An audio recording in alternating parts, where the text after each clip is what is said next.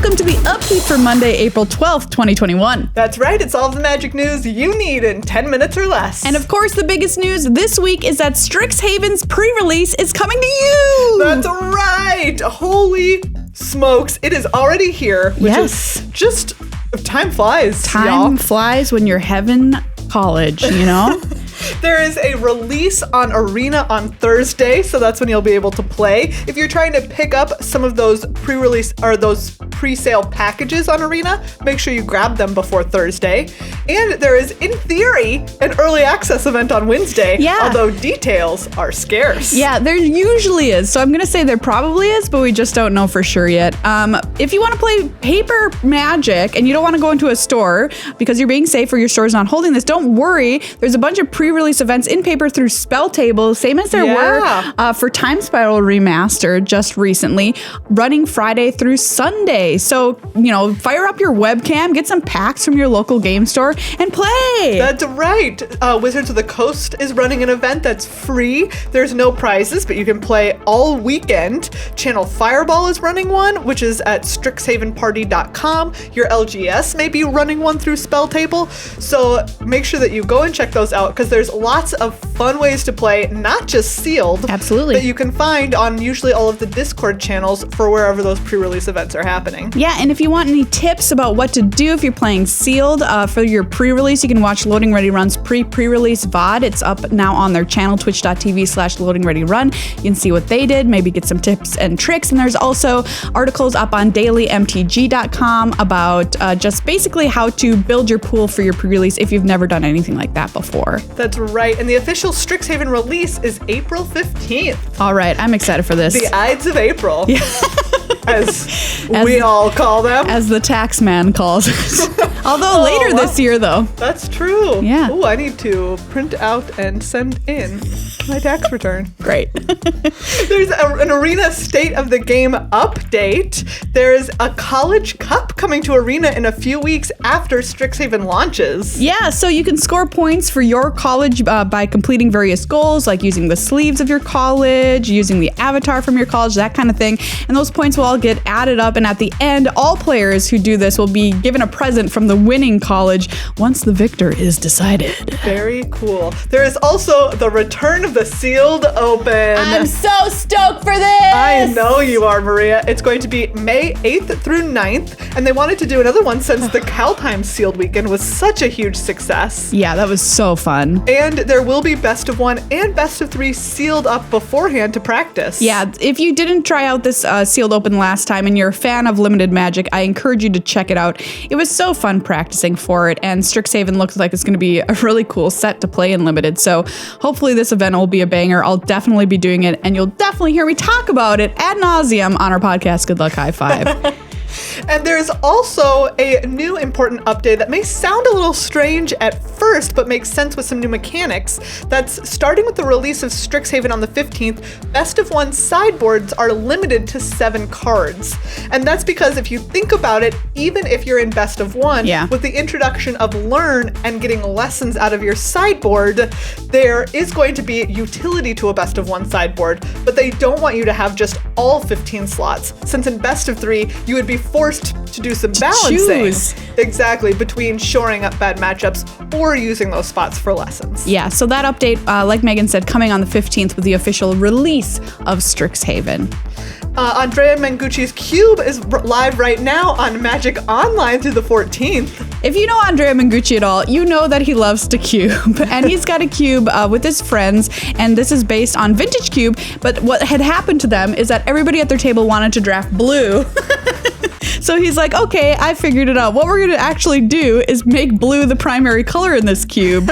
So there's 87 blue cards, 84 artifacts that interact with these blue cards, 72 lands, and then the rest of the colors get a whole lot less. And the idea is basically you don't have to force blue when you sit down, because don't worry, there'll be enough blue going around the table. There's gonna be enough blue for everybody. I am super into it. Yeah, I thought you might be into that one, Megan. Next up in news, Commander 2021 deck lists have been released. PreRelease. That's right. There's Lorehold Legacies with Oscir the Reconstructor. Prismari Performance with Saphai Thunder Conductor. Quantum Quandrix with Adrix and Nev Twin Casters. Silver Quill Statement with Brina the Demagogue. And Witherbloom Witchcraft with Willow Dusk Essence Seer. So yeah, if you want some pre-constructed decks to base off a commander deck from, these are great places to start. Or if you just want to battle with your friends and want something already done for you, here you go. Apparently the Lorehold one has a couple of expensive cards in it. Ooh, nice. So maybe look at picking that up just for a little bit of value. Yeah. And in case you didn't hear about it, people online were mad at Loading Ready Run for previewing their deck, which was the Witherbloom Commander deck, kind of late in their stream. And I just want to say that if you are mean to Loading Ready Run, you don't deserve anything that makes you happy. We will come for you. Do you understand? Okay. We will. Do not be mean to people who are just trying to make cool stuff for you. Yeah, come on, people. Of course, in other very big news, there was a League weekend this past weekend, and it was one of the most important ones to date, as we got a couple of players who were secured spots in the World Championship and the MPL for next season, and then a couple of players who were relegated. Yeah, so this was a big weekend playing Historic and Standard for the MPL and for the Rivals League. Coming out on top, we got people who were ending their leagues in first place automatically promoted to the MPL for next year and securing a spot in Worlds, which is huge, and that is Andre Strosky for the MPL and Ely Cassis for the Rivals. Congratulations to both of them. Andre Strosky leapt ahead of Paulo Vitor Domodoroso, who was a point ahead of him, and Gabriel Nassif, who he was tied with, by starting off 11-0 on this weekend. Holy cow. Yes. And if you think about the fact that he was only playing players at the very top of the standings because of the way that this weekend was structured, he just went 11-0 against the best players playing right now. Wow, incredible. Yeah, shout out to Reed Duke, the only person to defeat him in literal round 12. Wow. Wow, congratulations, Andre Strosky, Ely Cassis. We'll see you at Worlds and in the MPL next year. So what else I want to point out is this is going to happen again next time that we have another league weekend. Yes. We're going to have those people who end up in first place also shooting straight into Worlds into the MPL for next year. So you're going to want to check that out the next time we have a league weekend as well, because it's going to be high stakes. And as we mentioned, some players were relegated. For the MPL, that means that they are just going straight to Rivals for the next season.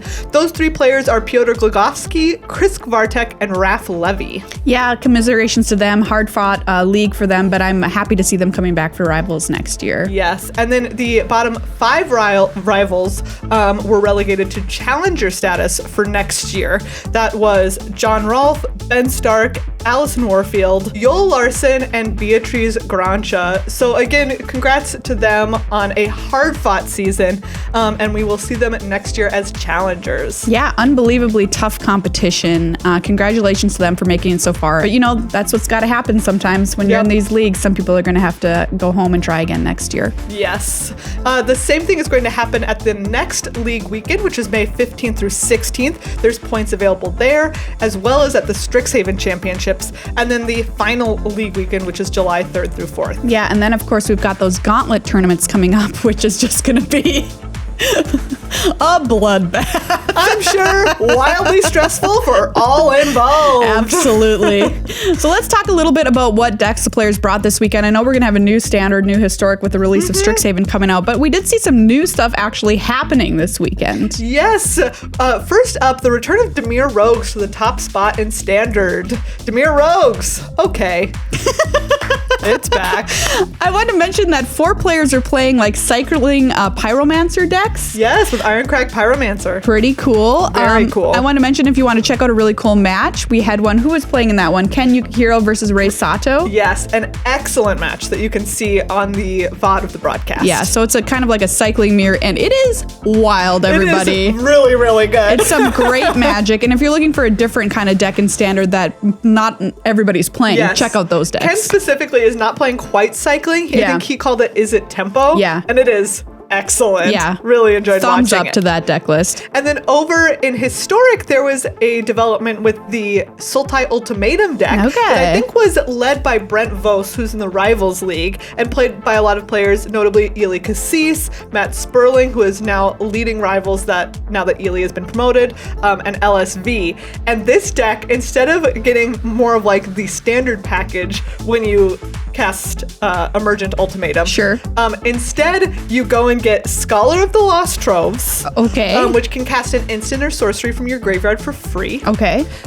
You get Omniscience, which is an enchantment where you could just cast cards for free. And then you can get some combination of stuff like Final Parting or something like that, which is a tutor where you get one card into your hand and one card into your graveyard. So that they're basically only left with ways that you are going to be able to keep casting loads of spells. Wow, I love it. They somehow were like, hey, guess what? Getting like Liliana and Alrund's Epiphany to take another turn like wasn't good enough. Not good enough. It was not good enough. They also added Golos, Tireless Pilgrim. Oh, yeah. And the World Tree, because that once you have 6 lands, taps for any color. So now you have a Golos activation also to help you hit all of these wild spells. Disgusting. It's honestly super busted and it's really cool to watch. Filthy. Absolutely filthy. For our final piece of news here, something really cool that we found. Somebody wrote theme music for all the Strixhaven colleges. Yes, and it is really cool. And we played a game where Maria played them, and I tried to guess which college it was, and like, it tracks, y'all. Yeah, she got it right. Yes. She got it right. So check it out. This is music by David A. Chirella. Sorry if I'm pronouncing your name incorrectly. He said he was so excited for Strixhaven releasing, he wanted to share some musical themes he wrote inspired by the colleges and the set. So check it out. We've got a link in the show notes, and we're going to play some under this part of the segment because I think it's so cool. So thumbs up, man. You know, I love to see people creatively getting inspired by Magic to create other art. I think it's really neat. Remember that this week is our Judge Rob episode on our full-length podcast, Good Luck High Five. So if you have any questions about Strixhaven mechanics or specific cards, Judge Rob has got you covered. Yeah, check that out. It releases on Tuesday. It'll be up on Tuesday on our YouTube channel as well, youtube.com/goodluckhighfive. Go sub and ring the bell for notifications when we release our videos. Otherwise, they won't tell you. And check out our full-length podcast every single week, wherever you find your fine podcasts. You can support this show and all of our work over on patreon.com/GLHF Magic.